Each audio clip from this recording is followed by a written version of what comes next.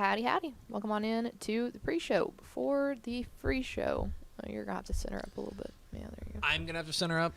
Your camera, I don't know if you or Step or whoever hit it, but it was like facing all the way towards the glass this morning. You know who I think it was? Who? I think it was Mallory. Oh, Malpal. I think I just want to openly blame Mallory. Okay. I was going to say, she wasn't even here when y'all did the show last week. That seems like a minor, like, are you saying a that minute detail to her destruction? She's not capable of that kind of, like, interference with our show from afar? That's fair. I think she's got people. I think she's a monster, and she needs to be stopped. That's also fair, yeah. Welcome into the pre-show before the free show. We are here, sitting in a studio that is a little chilly. It is cold in here. It's cold in here, but that's all right. We will power through, because we are here for you, the viewer. We want to bring you the finest, only the finest in Dallas Cowboys post-game show. And so, now I'll be honest, I didn't watch any of the game. I don't actually recall who they played, but I'm sure it went great. They won the week. Great. I'm sure. Who was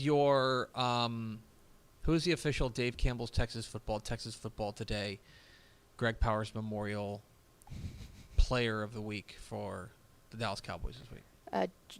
Joe Smith. I'm unfamiliar with his work. Who's Joe well, Smith? Yeah, he won the week in their big game that they played. What number is Joe Smith?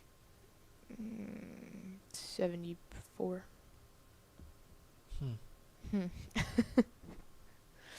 Yeah, it's always weird it's always weird not having a Cowboys game. How was your weekend? It was good. Yeah?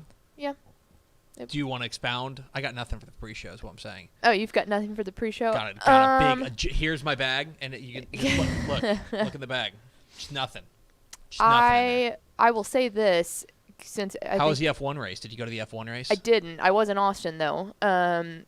My cousin went to the F1 race, and I think they had a great time. But that being said, here's the real topic. If you like vroom vroom, then like you might like the F1 race. Yeah, there's a lot of people down there. Seemed like people were just like watching the cars go vroom, and that another left turn. That appeals to. Well, no. Now hold on. There were also right turns. Because it's one of those. Because it's like a circuit, right? It's supposed to be like a twisty turny thing. I don't know. But there are people who really like F1, and that seems cool for them. I don't know. I had friends who were there who were like super excited about it. Yeah. And they were like posting all these videos on like Instagram, and they're like, "Look how cool this is!" I'm like, "Yeah, it's a cargo fast." Oh, it's super cool. Cargo fast. Yeah. I mean, here's my overarching. I think it's cool in cargo fast. Are you done? Here's my overarching. Think it's cool God. My thing that makes, regardless of if it's NASCAR or F1 or whatever, like, it's one of those things that you don't have to know anything about, like, the inner workings of the sport or anything for you to go to a live event and go, oh, this is really cool. You know, like, you don't have to be, like, with football, yeah, you kind of get the thing, and basketball, but it's like, for instance, I don't know. I just feel like if you don't understand what's actually happening, it's not near as fun of an experience. But that's one of those things that when you see car go fast, you go, this is really cool. I don't have to know anything about who's in the car. It's just cool to be there in person. As you know, I've been pretty clear that I love spectacles. Mm-hmm. And this is definitely a spectacle. This is a spectacle, and so I'm in favor of it. I'm going to try to go to WrestleMania next year. Nice. When it's in Arlington. Yeah. Not because I particularly have some sort of affinity for wrestling, but because it's a spectacle. Like spectacles, right? Yeah, I was going to say, like, anytime I'm not a huge NASCAR fan. Like, a couple of my friends are super into NASCAR. But when there's a race here, it's like, you got to go, we went to a race when it was... I was, like, going to the Saturday practice race. TMS. We, my wife... My wife? Had one of her students, she's a teacher, and one of her students...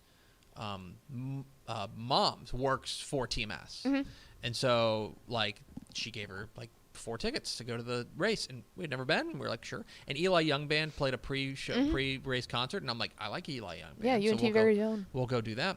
We stayed for 4 laps, and then we left. But those 4 laps were like super cool. Oh, you like only stayed for 4. That's why I like going to the Saturday. You got to put the 3 for Dale Earnhardt. Okay. On the 3rd lap.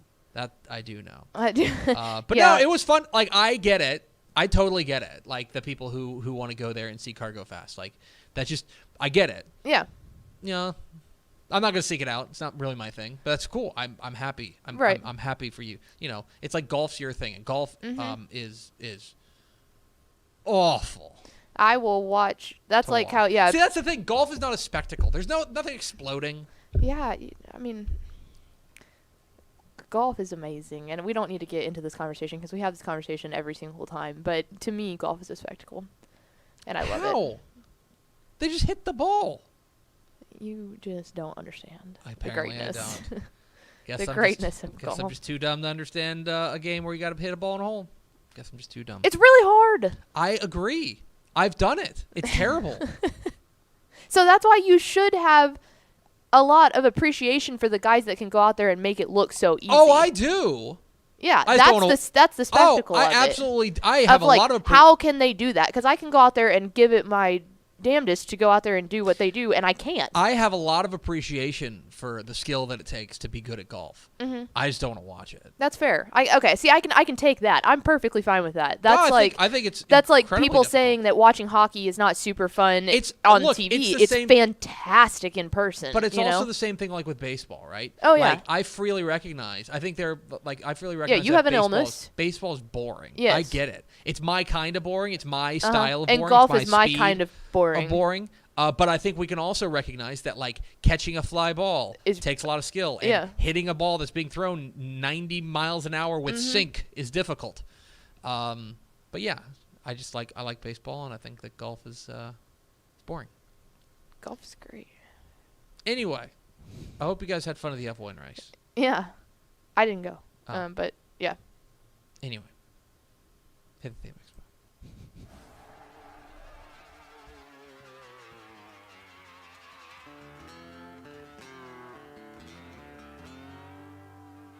Let's go! Free money!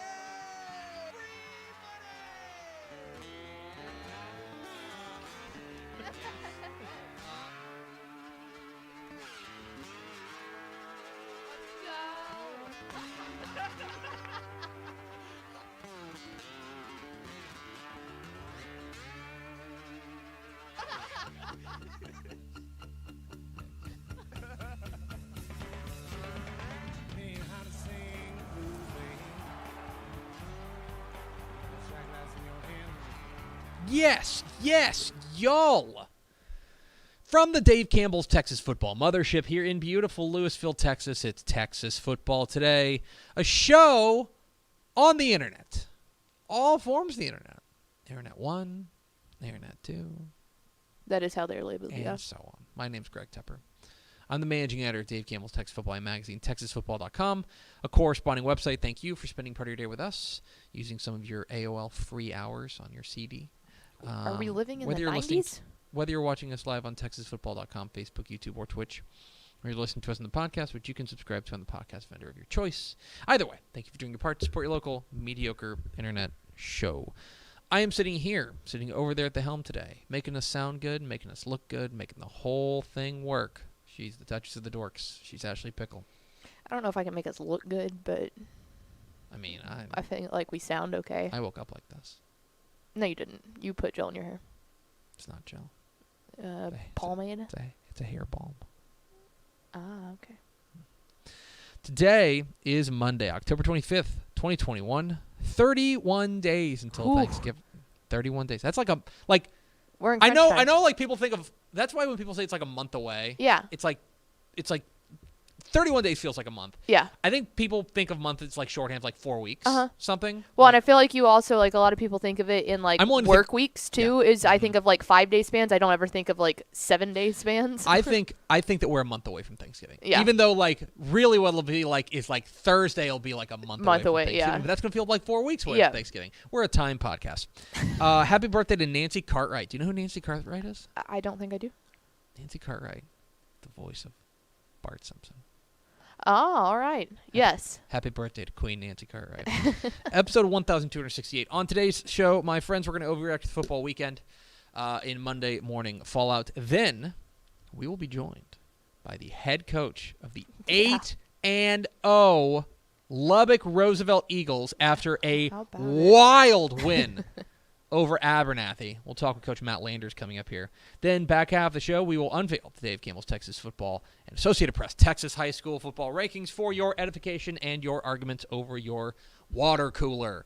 Do we have first four through the door? We sure do. It was Aaron Arbuckle, Andrew Christensen, Rob Hadaway, and Coach Terry Crawford. Terry Crawford. Also, I should have pulled the clip of you, and I think it was the Picks video, was like, I'm going to go with Abernathy, the more battle-tested team, to play for Coach. I mean, if we wanted to make every interview just a roast session on me, like I that like would be that idea. pretty easy. Like when you've done 1,267 episodes, you've said some things that are wrong. That's certainly the case.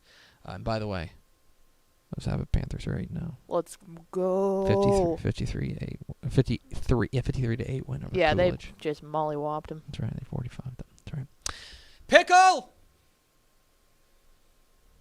Hit the air. It's time for Monday morning Fallout. Of course, when we overreact to the football weekend, plenty to overreact to this weekend. Let's get to my three big thoughts. Thought number one, small schools, big chaos. A lot of the shakeups this week, I think, found themselves around the 3A and 2A level. That's where most of the shakeups came. Mm-hmm. We'll talk with the head coach of one of those teams coming in a moment in Lubbock Roosevelt. Lubbock Roosevelt was a team that was 7-0. Mm-hmm. We felt pretty good about, but we also didn't know a ton about. Mm-hmm. Well, now we know. And they go out and they beat Abernathy 58-56 in a wild one. That kind of shakes up district or that whole kind of thing over there. Yeah. The whole Region 1. Scope, yeah. Because here's the funny thing, right? Think about District 3 and District 4 of 3A Division 2. And I know this is podcasting is a visual medium, right? Mm-hmm. 3 and 4, they're going to play each other in by district, right? Yes. Okay. So we could have in a couple of weeks we're going to get Childress and Canadian. Mm-hmm. That's a week 11 game, okay? Childress and Canadian. The loser of that game is probably going to play Frio or is probably going to play Idalou. Yes. Okay. Idalou's super good team. Yeah, they lost to Abernathy last 2 weeks ago. They could play Abernathy, right? Again, depending on how things break out. That's a super good team, right? Friona, who's an excellent team, I think they're probably going to finish third in that district. Yeah, in that would make District sense. 3 or District 4, I believe it is. They are probably going to end up facing they're going to end up facing Canadian or Lubbock, and that's I'm sorry, not Canadian, but Lubbock Roosevelt. Yeah, it's the toughest. It is wild. The toughest playoff games for that specific region are all going to be the first two games. Right. It is insane the way Spearman could play Lubbock Roosevelt in the first round. Abernathy could play Friona in the first round. Chaos. It's crazy. 2A was also pretty wild too, and most especially in 2A Division 1, and I want to draw your attention to one particular result that caught my eye. Well, two particular results that caught my eye. One of them was Coleman's 31-7 win over Cisco. Mm-hmm. What that does for me, in my dumb opinion, is that makes the whole left side of the 2A Division 1 bracket pretty wide open. Because I think there was a fair argument to be made that the left side of the favorite on the left side of the bracket in 2A Division 1 was Cisco. Mm-hmm. Cisco had looked fantastic, really, really cruising along. They had the one loss on the year, but it was to who they lose to? They lost to Jim Ned. Mm-hmm. Okay, yeah. That's a 3A Division. The reigning state 3A champs. Division 1 and the defending state champs and the number one team in 3A Division 1. Yeah. But Coleman goes and throws a wrench in it. And now it causes you to take a step back and take a look at that left side, Region 1 and Region 2. Mm-hmm. Because on the right side, we're fairly certain Refugio Shiner, maybe Mm-hmm. Mason gets in the mix there in Region 4. Mm-hmm. Timpson looks like the favorite in Region 3, though those two will meet in the semifinal. The left side, who's the favorite, right? Yeah. Is it Crawford? Is it Good. New Deal? Is it Coleman? Is it Hawley? Is it Toller? Is it still Cisco? Is it Forsan? Is it Farwell? Who is it? Like, is it Bosqueville? Is it Italy? Like, we don't know. And that's what's so interesting is that one game, I think, can throw a lot of things into flux. And the same goes, I would say, the same goes with Region 1 of 2A Division 2. Because Wellington, I don't know if you saw this, but Wellington lost to Clarendon. Yeah. Wellington lost a tight one to Clarendon. So now, on that left side, and especially in Region 1, does that just make Stratford the runaway favorite in Region 1? Yeah. Maybe. I don't know. That's what's so interesting about this week is, by the way, we also had some chaos in the 1A ranks. Westbrook beat Sterling City for the first time since 1940. Yeah, that was Cisco's first district loss since 2010. Yeah, they snapped a 61-game district winning streak, did Coleman. There's a lot going on in the small school ranks. A lot of jockeying for position that we talk about the importance of finishing with a good with the best possible seed. A lot of what we thought got thrown into a blender this past weekend, which made that a lot of fun. Thought number 2, realignment riddle. So there's been a lot of college football realignment talk lately. I have intentionally stayed away from it because I want the dust to settle, and this is still years in the future. Right. And B, we also have an entire offseason, and there's football being played right now, and that feels much more important to me. But in a week of college football that was okay, fine. Yeah, it was nothing special. I mean, there was one game we'll get to in a moment that I think was a big surprise, but overall there wasn't that big marquee game that I think got everybody excited. I think this is a good opportunity to take a look at what realignment has done in the wake of the Texas and OU move to the SEC, because there have been massive ripples, right? So Texas and Oklahoma are going to the SEC. Yes. They're leaving the Big 12. The Big 12 is now going to bring in a number of teams, including Houston, to fill in the void left there. Cool beans. That is going to leave some spots open in the American Athletic Conference, right? Because they're taking 3 teams from the American. Yes. Plus BYU. They are now going to add in. So the American Athletic Conference, looking for teams, goes and they go a raiding, most especially from Conference USA. Yeah, they plucked about half of them. Exactly right. For our purposes, the noteworthy teams that they plucked were Rice, UTSA, and North Texas. Oh. From what I understand, UTSA was not necessarily a big surprise. No. But from what I understand, it was kind of surprising that North Texas and Rice came along. That there was kind of a notion of, they might have been left behind. That DFW and Houston market does a lot of talking. Correct. I think that's a big thing. And the AAC obviously is most looking of around and saying we want to shore up those major markets. So that does leave one team. Yeah. In Conference USA, and that is UTEP. Now, UTEP's always been in a tough position, and it stinks that in a time when UTEP's having such a fun season that we have to talk about this bummer topic. Yeah, it's like, congrats, you're doing so well. We're going to take North Texas and Rice that have a combined 1 win. Right. Now, UTEP's always been in a tough situation. Geographically. Literally just because of geography. Yeah. And now that situation gets even tougher because they are now 900 miles away from their nearest conference opponent. Yeah. Okay? So UTEP's going to have to face some hard facts because there is also a possibility. I don't know what Conference USA is going to do. There's just not a lot of teams that they can go and pluck. No, and there's really not. Unless they want to become one of those starter leagues that merges with the WAC or something, but then they have to convince those teams to jump up to FBS. La Tech and UTEP got the brunt of this. They're in a bad way, right? And the Mountain West has presently said no vacancy to UTEP. They're in a difficult spot. I think independence is a possibility here. New Mexico State is independent. There are some other teams who have made it work. BYU has made it work. Notre Dame obviously is a notable independent. Liberty has been independent recently. But that obviously is pretty difficult. It's a tough spot for UTEP, and they're going to have to be some hard choices and some hard decisions made.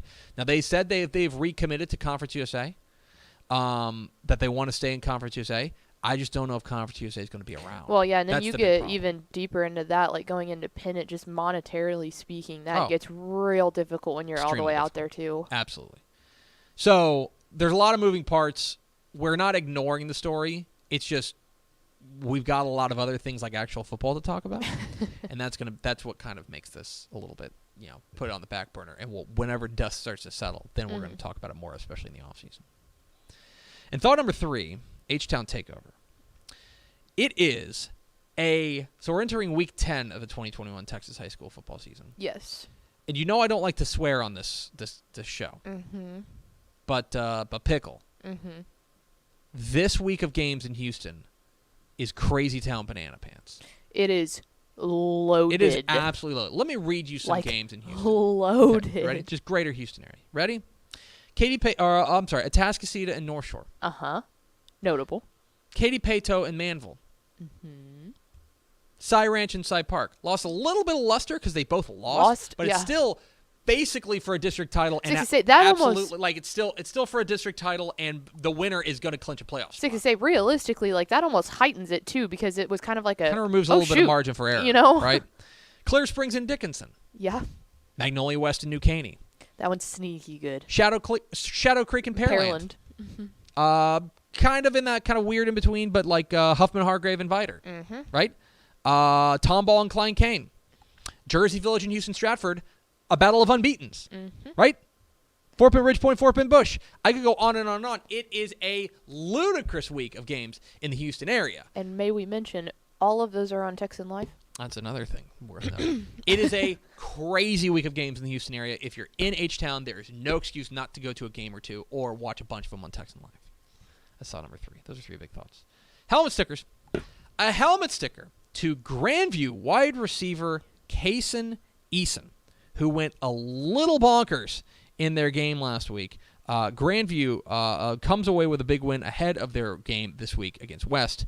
And Grandview wide receiver Kason Eason had 5 catches for 97 yards, 2 touchdowns receiving. He had a rushing touchdown. He had a passing touchdown. He had a punt return touchdown. He had 3 tackles and broke up a pass. Is it Kason Eason or Kason English? I'm sorry, Kason English. Okay. Kason English. I went back to my notes and I was like, you typed it. Kason English. Grandview wide receiver Kason English. Helmet sticker for you. A helmet sticker to Rice wide receiver August Petrie III, which is a very Rice. When I was typing it, I was like, mwah. It's an extremely Rice name, but he went nuts in their big win over UAB. 6 catches, 108 yards, and a touchdown to fuel Rice to an upset win over UAB, kind of throwing CUSA West into tumult, or at least opening up the door for UTSA and UTEP. Yeah, seriously. We've got to feel pretty good about their spot now. But Rice with a big win, thanks in large part to August Petrie III. And a helmet oh, wow. Oh, wait. Hold on. We have some breaking news. Uh-huh. Let me make sure. Let me confirm this. I just want to make sure I'm confirming this. Holy cow. I believe we have some breaking news. Let me see if I'm getting this right. Hold on a second. Pete Thamel from Yahoo Sports is reporting that Matt Wells has been fired at Tech. Pete Thamel, from 2 minutes ago. A high-ranking source confirms that Matt Wells has been fired at Texas Tech. He's scheduled to meet with the team imminently. So that is noteworthy. Thanks for doing that in the middle of the show. Yeah. Yes, big doings there. A high-ranking source, again, Pete Thamel of Yahoo reporting, a high-ranking source confirms that Matt Wells has been fired at Texas Tech. He's scheduled to meet with the team imminently. Obviously, you know what? Here's what we'll do. After we unveil the rankings, we'll maybe have a little bit of a chat about this in a bonus segment at the back end of the show. But we do have breaking news that Pete Thamel reporting from Yahoo News that a high-ranking source confirms that Matt Wells has been fired at Texas Tech. He's scheduled to meet with the team imminently. That is from Pete Thamel, who is usually pretty darn good on these types of things. I don't know if you can necessarily take that as gospel, but that is big-time breaking news out of Texas Tech that Matt Wells reportedly fired, according to Pete Thamel at Yahoo Sports. All right.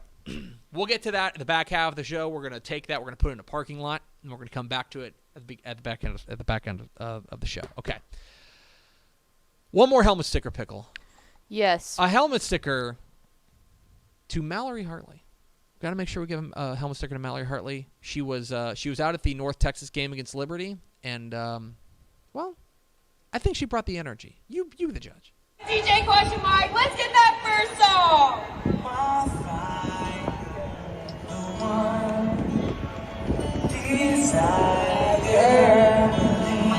Backstreet Boys. Let's hear it.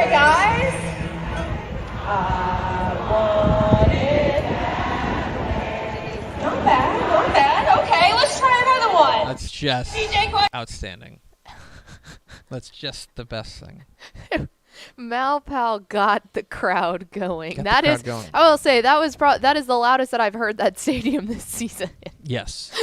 Anyway. A helmet sticker. Helmet sticker to Mallory Hartley. 3 teams to watch. Duncanville? This is weird. Yeah. I think Duncanville might be flying under the radar, which doesn't make any sense. No. But I think that there have been a number of things that have conspired to kind of push them off of the front page. Like, they took that big loss in week 1 to that team from Modern Day from California, right?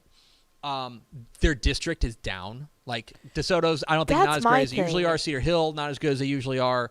Like, Hugh Midway is in a bad way, right? That district has taken a step back, I think. But Duncanville just keeps on mowing down people, including Cedar Hill this past week, and I don't know if people are paying attention to it. It's a little weird that we haven't mentioned Duncanville as much as we normally do, but 3 teams to watch. Keep an eye on Duncanville. Texas Wesleyan got a big win this week. That's a team that obviously still in their infancy as a football program, but they are now 5-2 on the year. And Coach Joe Perdomo is doing an outstanding job there. They get a big win over Louisiana College, 56-39. They're putting up buku points. They're scoring a bunch. They've got a big game this week against Texas College. Keep an eye on Texas Wesleyan. And Canyon. Did you see what Canyon did in their game against Pampa? No, I did not. Final score, Canyon 75, Pampa 60. In a wild offensive affair. We had 4-hour game. We had Todd Winfrey on scoreboard? Football Friday, Okay. and talked with him, and he was like, "Yeah, I don't think I've ever been a part of that one, something like that." But keep an eye on Canyon. Wow. They get off to a 1-0 start in district because remember, they're in a 4-team district. They only play 3 games, and so week 9, the start of district season. Mm-hmm. 3 to see. We mentioned it earlier. Katy Paetow and Manville is a mammoth game with an opportunity, I think, for Katy Paetow to establish themselves as one of the favorites in 5A Division I if they can come away with a win. I think actually the winner of this game can establish himself as one of the favorites in 5A Division I with a win. So keep an eye on that one. SMU and Houston is the game of the week in the state of Texas in college football. The winner of 2, obviously Houston has the 1 loss, SMU undefeated. The winner of this game has got to feel really good about making the AAC championship game. And if you make the AAC championship game and you win it, which who knows, you win it, then suddenly you can start talking about New Year's Six Bowls. Bowl, yeah. You know what I mean? So big time doings there, SMU and Houston. And a battle of unbeatens, Buda Johnson and Dripping Springs. Yeah, who saw that one coming? Who saw these 2 teams undefeated heading into Week 10? But Buda Johnson and Dripping Springs, big-time showdown there in the greater Central Texas area. Those are 3 to see. That is Monday Morning Fallout. A little breaking news sprinkled in. We're Texas Football Today. We're here every weekday at noon on TexasFootball.com, talking football in the Lone Star State. You can follow us on Twitter at DCTF, like us on Facebook, Facebook.com/Dave Campbell's. Follow us on Instagram, Instagram.com/Dave Campbell's. And, of course, see us at TexasFootball.com. TexasFootball.com is where you can find complete coverage of high school football, college football, and recruiting all across the Lone Star State. Pickle. You want to talk about the team of the week? Let's do it. I was hoping you would say yes. Dave Yes. Campbell's Texas Football, in partnership with Ozarka, is proud to honor one team from each classification with the Ozarka Fueled by Nature Team of the Week Award. The teams selected throughout the course of this program have exemplified the best in Texas high school football. Your Week 9, Dave Campbell's Texas Football Ozarka Teams of the Week. In 6A, Cy Woods, the Wildcats defense held state-ranked and previously unbeaten Cy Park in check, and quarterback Trey Croft accounted for 5 total touchdowns as Cy Woods beat the Tigers 42-37 to stay in the thick of the District 16 6A hunt. In 5A, Dallas W.T. White. Thanks in large part to Davion Brown's 5 touchdown runs, the Longhorns blew past Carrollton Newman-Smith 52-7 to clinch a second consecutive playoff berth, marking the program's first back-to-back postseason appearance since 1979 to 1980. How about that?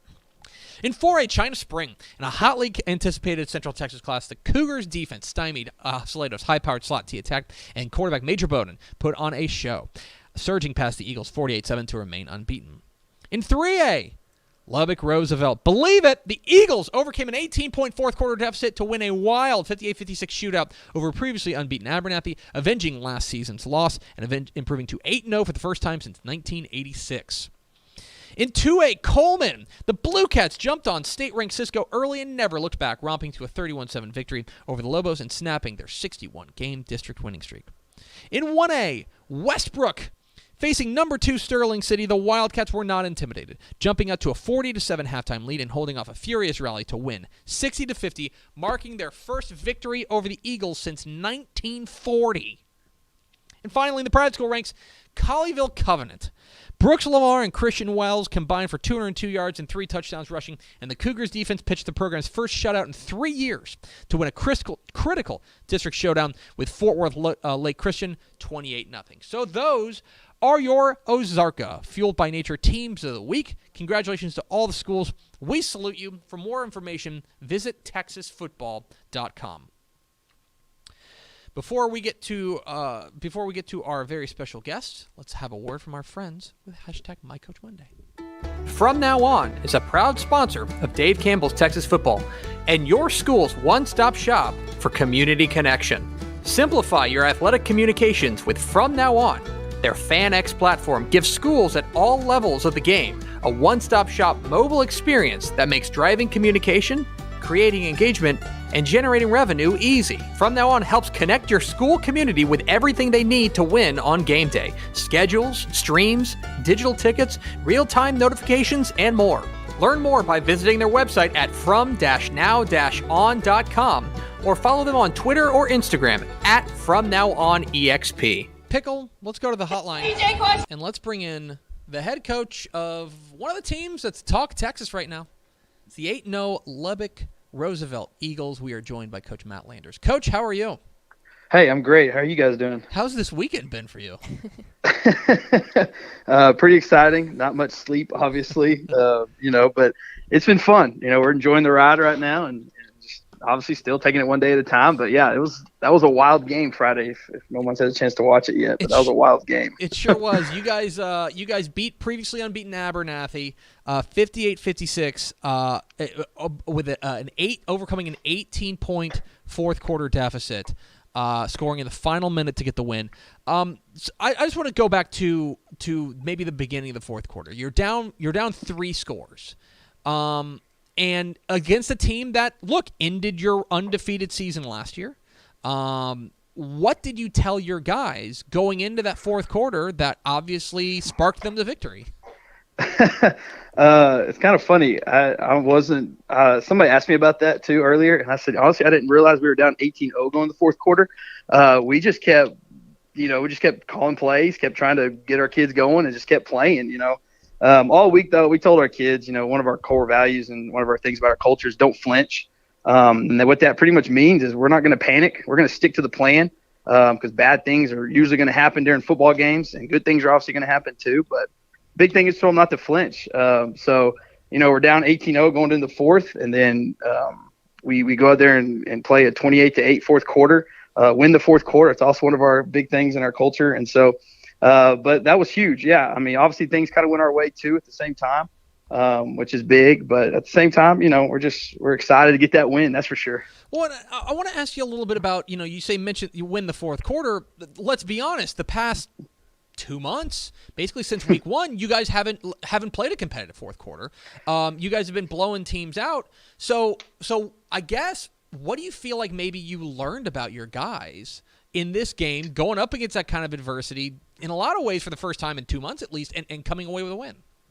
Yeah, well, here's the big thing. We've got 15 seniors on this team, and a lot of these guys have been on varsity since freshman and sophomore year. So they understand Friday nights. They understand our culture. They understand our expectations for them.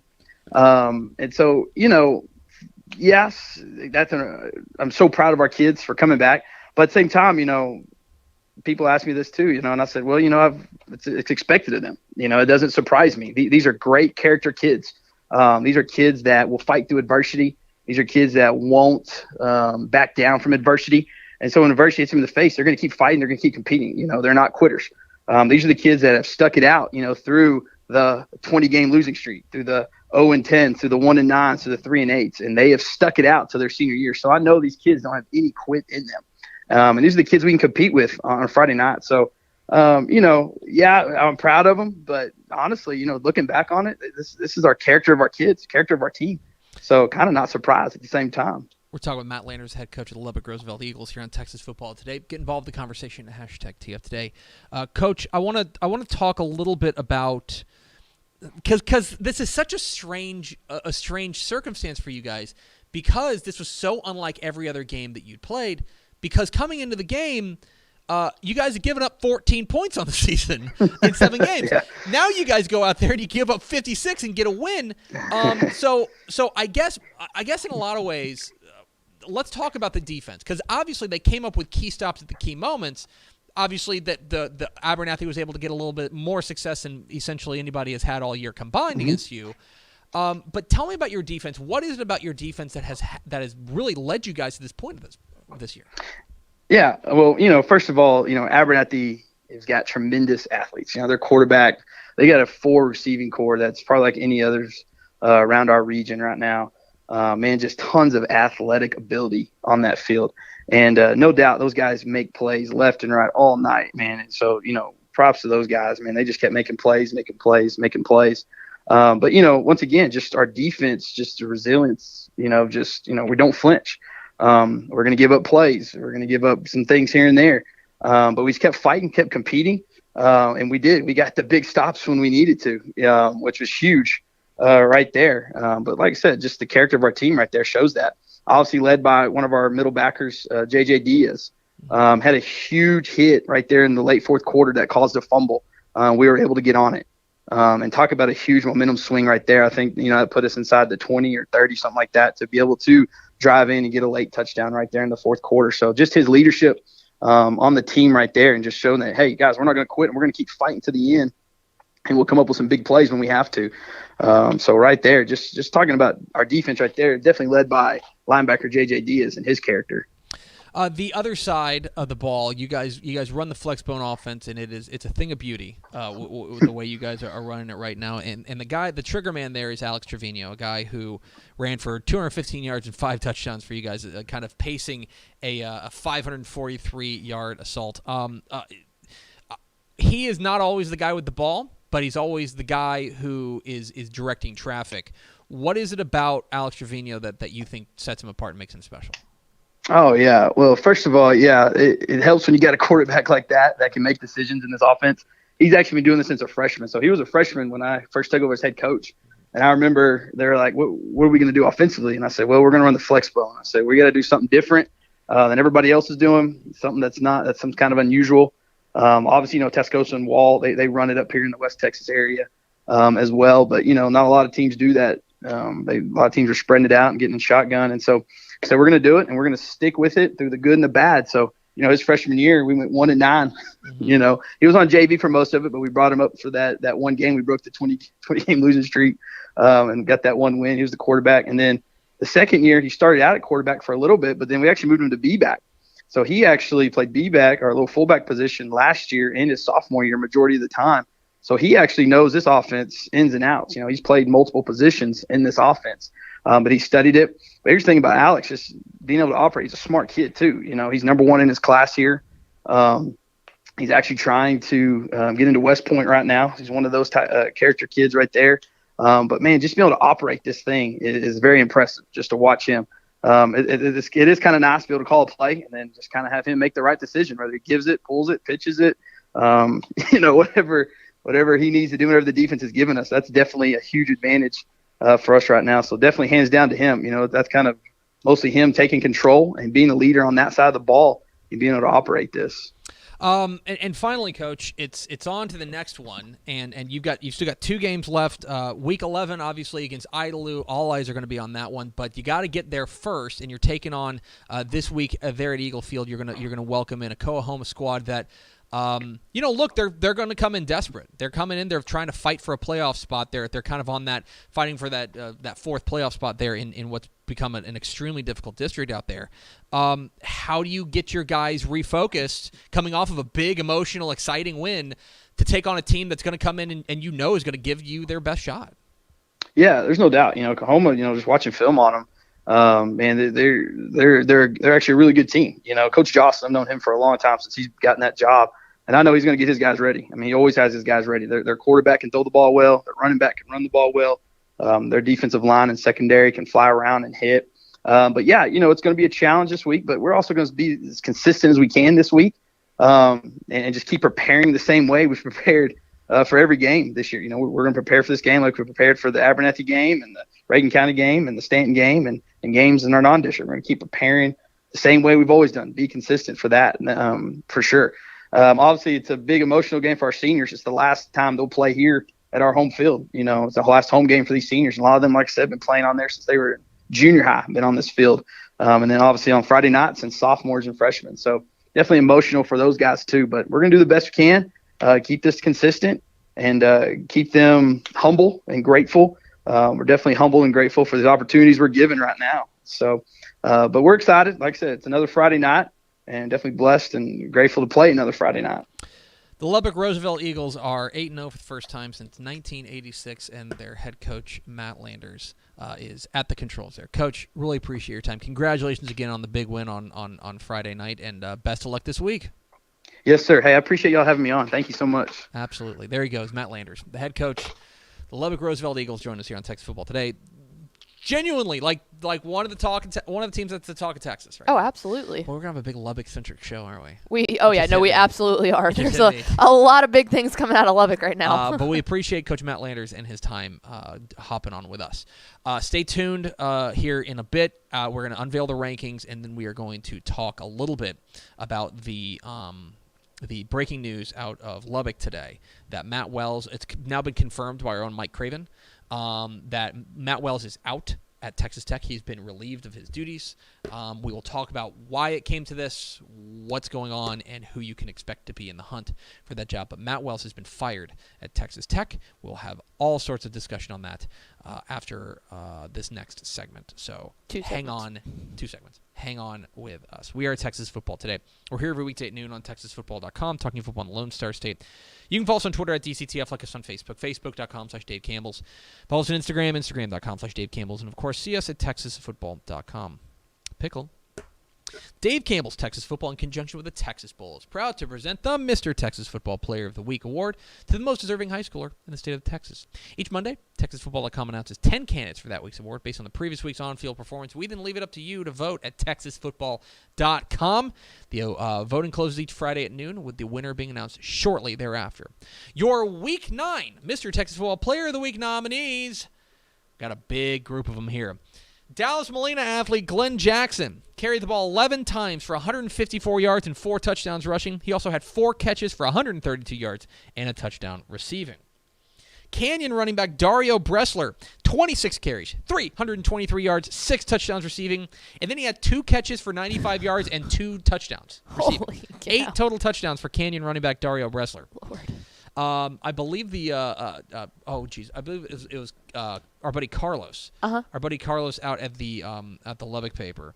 I want to make sure I'm shouting him out correctly. But yeah, I'm fairly sure Carlos got in touch with me and asked me. He was like, "Hey, Carlos Silva." He's like, "Hey, what's the record for most touchdowns in a game?" It's like, it's not that, but he's close. But keep doing what you're doing. Exactly right. Canutillo running back L.J. Martin, 22 carries, 372 yards, and 5 touchdowns rushing. He apparently had like almost 300 in the first half. He's insane. It's crazy. I've seen him. Bernie quarterback Rashawn Galloway, 468 yards and 5 touchdowns passing. Light work for the Greyhounds quarterback. Thrall quarterback Coulter Hill, 275 yards, 3 touchdowns passing, 162 yards, and 2 touchdowns rushing. Dangerfield quarterback and linebacker D. Lewis. He went 14 of 19 for 413 yards and 5 touchdowns passing. And then he had 23 tackles and a tackle for loss. I always love the small school quarterback / linebacker combo. Like, I'm going to throw this ball all day on you, and then I'm going to tackle you. Comanche quarterback and linebacker Luke Wilson, Texas Football Today's own. 175 yards and 5 touchdowns passing, 7 tackles and a pick 6. There's another one of those quarterback linebackers. Yeah. Spring Westfield quarterback Cardell Williams went 14 of 20 for 374 yards and 7 touchdowns passing, and he added 15 yards on the ground for funsies. Royce City wide receiver Jonah Roberson, 10 catches, 255 yards, 4 touchdowns receiving for Royce City. Big game this week against Ennis. Mm-hmm. And Commerce athlete Deshaun Jackson, 9 carries, 225 yards, 4 touchdowns rushing. Stop there. A 75-yard touchdown pass. Stop there. A 63-yard touchdown catch. Stop there. 15 tackles and 5 pass breakups. I would say that is the definition of a athlete. Deshaun Jackson of Commerce. So those are your Week 9 Mr. Wow. Texas Football Player of the Week nominees. Vote early, vote often, vote now at texasfootball.com. Okie dokie, Pickle. It's time to unveil the Dave Campbell's Texas Football Associated Press rankings for Week 10 of the Texas high school football season. Dave Campbell's Texas Football has put out the state's most respected Texas high school football rankings for years and has been the official rankings provider of the Associated Press since 2019. Complete rankings can be found at texasfootball.com/rankings. Let's go on to Class 6A to talk a little bit about some changes we've got in 6A, most notably at the bottom of the rankings, where 3 newcomers have slid in. We lost a number of teams, including Cy Park, who got beat. They are out of the rankings as one of the teams that's out of the rankings. But new to the rankings, number 23 DeSoto back into the rankings with their win over Hewitt Midway. Number 24 Dickinson back into the rankings with a win over Clearbrook. And Jersey Village cracks the rankings for the first time at 8-0 with their win over Springwoods. Big game this week for them. Over to 5A, Pickle. I should say the top 5 remain unchanged. Austin, Westlake, Katy, Southlake, Carroll, Duncanville. No, I got it. Duncanville and Atascocita. These are top 5. 5A Division 1 now. We made a couple of moves. Katy Pato throttles Fort Bend Hightower, and that bumps them all the way up from number 9 to number 5. A big jump for them. As a result, some teams get nudged down despite not doing anything wrong. Corpus Christi Vets, Colleyville Heritage, Frisco Lone Star, and Longview all drop a spot because of that. Fort Bend Hightower drops out of the rankings. They were previously number 10. Into the rankings. Stay ranked. Dripping Springs Tigers, 8-0. Big winners over San Antonio Harlandale. They have a big game this week over unbeaten Buda Johnson. 5A Division 2 now, where one of the big games we had our eye on, Lucas Lovejoy taking on Frisco. They beat up on Frisco 38-15. That's good enough for us to jump them up to number 2 in the rankings, bumping Fort Bend Marshall, who is idle, down to 3. Frisco drops out at number 8. Alamo Heights and Montgomery nudge up a spot. And back into the rankings, number 10, Crosby. Keep an eye on them. They have really soared ever since their slow start. They got losses to Carthage and Manville, but since then they have rattled off 6 straight, back into the rankings at number 10. To 4A we go. 4A Division 1, a little bit more churn, thanks in large part to a couple of big-time moves there in the kind of the middle of the rankings. New to the rankings, let's go to 4A. 4A, back into the rankings, Waco La Vega at number 9. Their win over Midlothian Heritage good faults them back into the rankings at 5-3, and into the rankings for the first time, the Vider Pirates, who are back into the rankings. They are making up for. They are jumping into the rankings for the first time this season. To 4A Division 2 we go, where almost entirely chalky, although we did lose one squad. Back into the rankings at number 10 is Wimberley at number 10, and the top 5 remains unchanged. Carthage, Gilmore, Salina, West Orange Stark, and China Spring, big winners over Salado. To 3A we go, Pickle. 3A Division 1, where we had basically a little bit of movement, specifically Mount Vernon. Their win over Winsboro impressed us enough to nudge them up ahead of Vanderbilt Industrial. They are 8-0, now up to number 4. Vanderbilt Industrial drops a spot. Big game this week between number 6 West and number 7 Grandview.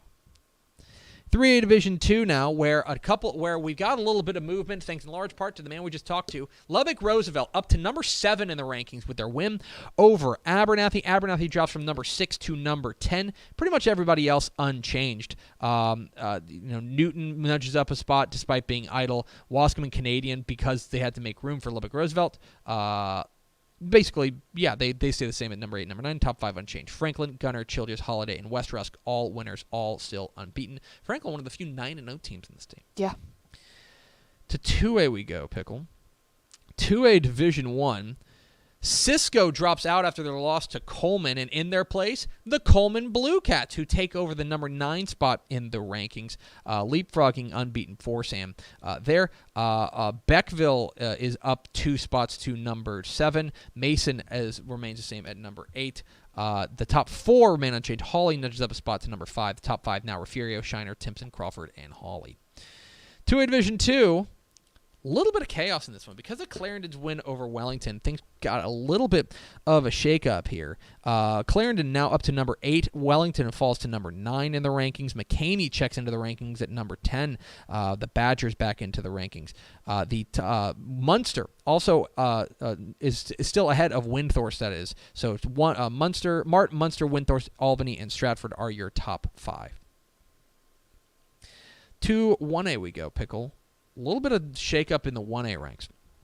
Specifically, Westbrook's win over Sterling City drops Sterling City from number 2 to number 7. Everyone else nudges up a spot, so now your top 5 are May, Jonesboro, Abbott, Water Valley, and Rankin. Hermley remains at number 10. Ira was idle at number 9. 1A Division 2 now, where we finally get some chalk. Everyone's a winner. Nobody moved. Top 5 unchanged. Motley County, Strawn, Richland Springs, Balmorhea, and Follett. To the private school ranks we go, Pickle. Top 5 remain unchanged. Austin Regents, Houston, Dallas Parish Episcopal, Houston Second Baptist, Fort Worth Nolan, and Episcopal School of Dallas. Let me explain one thing here. If you take a look at number 4, it's going to say Fort Worth Nolan 3 and 5. That is their technical record. Okay, but they have also had to forfeit 3 games, I believe it was, because of use of an ineligible player. Mm-hmm. On the field, they're 6 and 2. So I want to be very clear about that. Although that is correct, on the field they are 6 and 2. They've got a big game this week against Parish Episcopal, number 4 versus number 2. Yeah, it does look odd with 3 and 5 and then 9 and 0 right underneath. I knew that was going to throw some people off. And at the private school, or rather in the 6-man ranks, the top 5 unchanged: Waco, Live Oak, Marble Falls Faith, Bulverde, Bracken Christian, Austin Veritas, and Texas School for the Deaf. All winners or idle. They are now heading into week 10 next week, getting close to the playoffs. So those are your Dave Campbell's Texas Football Associated Press Texas High School Football rankings. Make sure you check out all the rankings at texasfootball.com/rankings. Okie dokie, Pickle. Let's do an impromptu segment. How about that? A little breaking news segment. Yeah, I already got a graphic. We have breaking news. Confirmed. First reported by Pete Thamel at Yahoo Sports. Confirmed by our own Mike Craven here at Dave Campbell's Texas Football. Matt Wells has been fired at Texas Tech. I believe after just 3 years. Mm-hmm. Not even 3 years there, but Matt he has been fired. Of course, he was the guy he took over for Tech in 2019, and he took over from Utah State, and put together, let's be honest, a frankly disappointing tenure here. Yeah. They go 13-17 in Matt Wells' 30 games there at Texas Tech, and he has now been fired there. Let's talk a little bit about the type of hire that Tech made by bringing in Matt Wells, because it's important to remember that he got brought in because he had helped to build Utah State into a bit of a powerhouse there in the Mountain West. He was brought in coming off of a 10-2 season in 2018. He was a bit of one of those hot names of like, oh, here's this guy at a G5 school that's doing big things. Let's bring him in and take over. Tech is 5-3 this year. I think it's important to remember that they are 5-3. And they have that win over Houston. They've handed Houston their only loss of the year. But obviously it wasn't enough, and I think that it was fair to say that Matt Wells entered the year on the hot seat. And he did basically nothing to assuage them, even though they did go 5-3. But I think the timing of this is curious, because here's what I think happened. This is I don't have any inside information. I'm reacting just like you guys. I think that Tech is looking at what happened with Les Miles at LSU before he was fired. Because here's what happened with Les Miles, if you remember. Mm-hmm. Les Miles should have been fired in, I got to make sure I pull this up. Let me make sure I get the timing right here for what happened with Les Miles. Because you remember, at Les Miles. So this was in 2016 or 2015. In 2015, LSU went 9-3, but that's not necessarily telling you the whole story, because what happened was they started off 6-0, and then they rattled off 3 straight losses to Alabama, to Arkansas, which was the real death knell, I thought, and they lost to Ole Miss, and they fell to and they fell down to 7-3, and 7-3, whatever it was, 8-3 maybe. And what happened is that after those 3 losses, it was pretty much understood that Les Miles was going to get fired. Mm-hmm. It's pretty much understood that Les Miles was going to get fired. But what happened is that they went out there, I guess a couple days after Thanksgiving, and they beat A&M. They beat A&M. They won 19-7. Les Miles got carried off the field and everything. And suddenly, LSU, and then they beat Tech in the bowl game. Yeah. And then the LSU brass go, well, I mean, they did just go 9-3. The players obviously love them. The fans love them. We can't fire him. Les Miles coached himself into another year. Yep. They gave him an opportunity to save himself and kind of rally the troops around him, and then he goes in and they go 2-2 and they fire him the next year. Mm-hmm. In the middle of next year, that's when Coach O. So it's rip off the Band-Aid before you get to that point. I think Tech is making sure that Matt Wells doesn't have an opportunity to save himself. Yeah, I would agree with that. Because here's what comes up next. Because they spit the bid up against Kansas State, right? They've still got to play Oklahoma. Yep. They still got to play Oklahoma State. They still got to play Baylor. So you grab one of those wins. You win one of those games against what's going to be ranked teams, and suddenly the tone of the conversation shifts, because not only do you knock off a ranked team and pull off an upset, but you do so to get bowl eligible. Yep. This is Tech making sure Matt Wells doesn't have an opportunity to save his own job. Yep. They said, we're done with this. We They're want making to sure. be done. And you, they would not have been in this situation had they just beat Kansas State. It looked for most of that game they would, until they absolutely laid down. They took the opportunity. I mean, look, let's be honest. He's 7-16 in Big 12 play. Okay, the resume, and I don't love talking about coaches getting fired because I think it stinks, but the resume does not allow them to keep him on for another year. Okay, because even if they win out, right? Even if they win out, he would be 11-16 in Big 12 play. Right. Now, that's part of that's not his fault. I think he took over a program that was in dire straits. He took over a program, too, with a quarterback that should have been great, who could not stay healthy. He has not had a healthy quarterback basically the entire time he's He been hasn't, there. not the entire time. So it's not entirely his fault, but in the end, you are what your record says you are.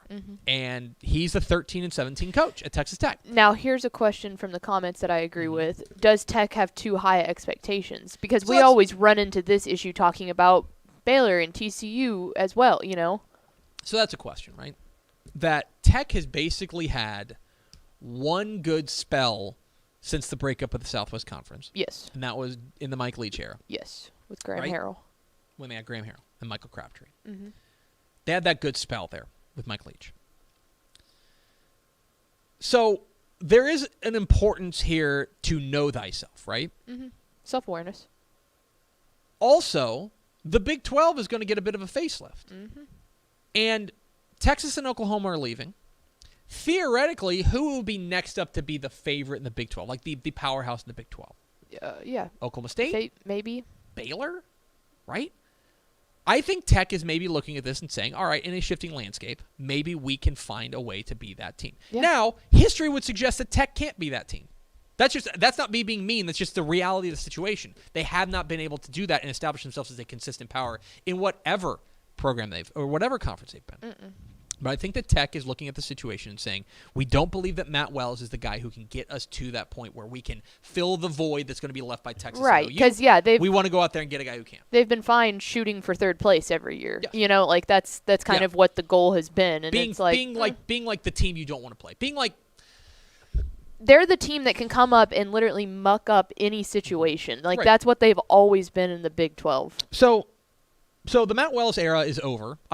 We don't have word yet on who's going to take over on the interim basis.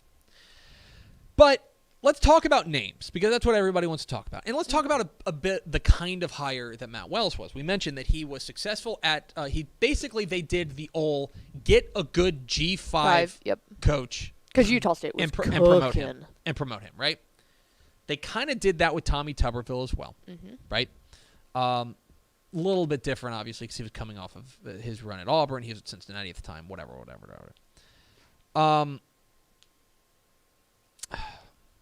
Here is what here are the names that are going to get kicked around a lot, and it's kind of in that same vein. I think there's two big ones. The two big names are going to be Jeff Traylor at UTSA, and they're going to be Sonny Dykes at SMU. Yes. Both of whom are undefeated.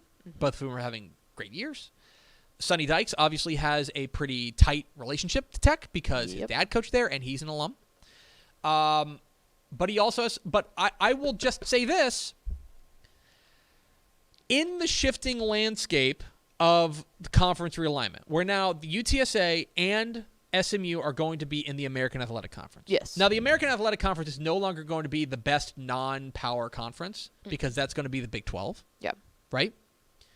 And arguably, there's other conferences, the Sun Belt's really making waves. But it could be considered a move up to go from the American Athletic Conference to the Big 12. Yeah. But I also don't think, I'll say this, I also don't think that leap is as big as it used to be in a prestige perspective. No, not at all. And that's what's crazy to think about is I'm sure, right, it's just we're in that awkward gray area where it's like, oh, yeah, everyone knows, the Big 12, this is Power 5, this is blue blood of college football. And now it's like, is it though? Right. But we're not there yet is the other issue.